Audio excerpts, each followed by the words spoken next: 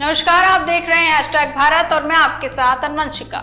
उत्तर प्रदेश की राजनीति को लेकर आए नए सर्वे ने कई बड़े संकेत दिए हैं, जिनमें सबसे ज्यादा चर्चा रघुराज प्रताप सिंह यानी राजा भैया को लेकर हो रही है।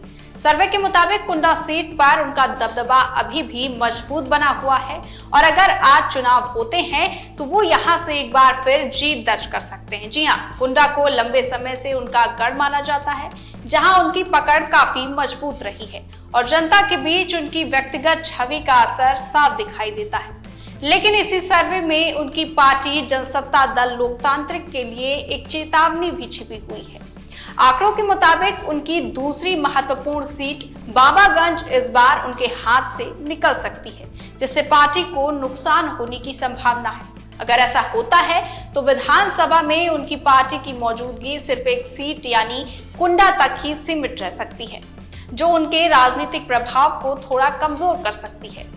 अब अगर पूरे प्रदेश की राजनीति की बात करें तो सर्वे में एक बार फिर योगी आदित्यनाथ के नेतृत्व में बीजेपी की मजबूत वापसी के भी संकेत मिल रहे हैं।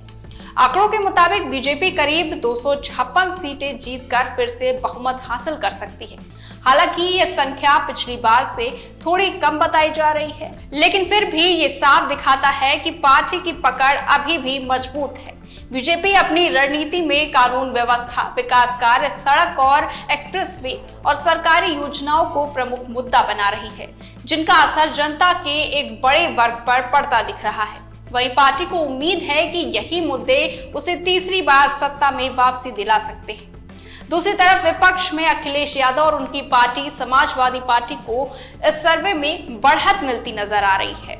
सपा के सीटों में इसका इजाफा दिख रहा है और पार्टी करीब 135 सीटों तक पहुंच सकती है।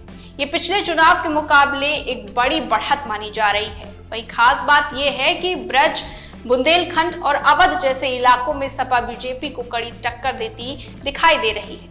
इससे ये साफ होता है कि विपक्ष पूरी तरह कमजोर नहीं है और चुनाव में मुकाबला दिलचस्प हो सकता है। अखिलेश यादव सामाजिक समीकरण और अपने वोट बैंक को मजबूत करने की कोशिश में लगे हुए हैं, जिनका असर इस सर्वे में भी दिख रहा है। वहीं छोटे दलों और सहयोगी पार्टियों के लिए ये सर्वे ज्यादा अच्छा संकेत नहीं दे रहा है। ओम प्रकाश राजभर की पार्टी सुबह सपा के लिए स्थिति काफी कमजोर बताई जा रही है और उनके खाते में एक भी सीट आने की संभावनाएं जताई गई हैं। इसी तरह अनुप्रिया पटेल की अपना दल को भी बड़ा नुकसान हो सकता है और उनकी सीटें घटकर बहुत कम रह सकती हैं। वहीं जयंत चौधरी की राष्ट्रीय लोक दल को भी नुकसान झेलना पड़ सकता है, जबकि निषाद पार्टी भी सिर्फ एक सीट तक ही सिमटती नजर आ रही है। इसका मतलब साफ है कि जहां बड़े दल अपनी स्थिति मजबूत कर रहे हैं, तो वहीं छोटे दलों के लिए अपनी पहचान और जमीन बचाना चुनौती बनता जा रहा है। ये सर्वे उत्तर प्रदेश की राजनीति की एक साफ तस्वीर दिखाता है, जहां एक तरफ बीजेपी अपनी कड़ी पकड़ बनाए हुए है और तीसरी बार सत्ता में आने की ओर बढ़ती दिख रही है, तो वहीं समाजवादी पार्टी अपने मजबूत विपक्ष के रूप में उभर रही है। इसके साथ ही राजा भैया जैसे क्षेत्रीय नेता अपनी सीट पर तो मजबूत हैं, लेकिन उनकी पार्टी के सामने चुनौतियां बढ़ रही हैं।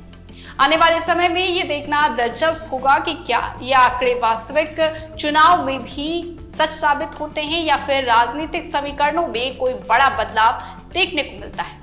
फिलहाल के लिए बस इतना ही। बने रहिए #भारत के साथ।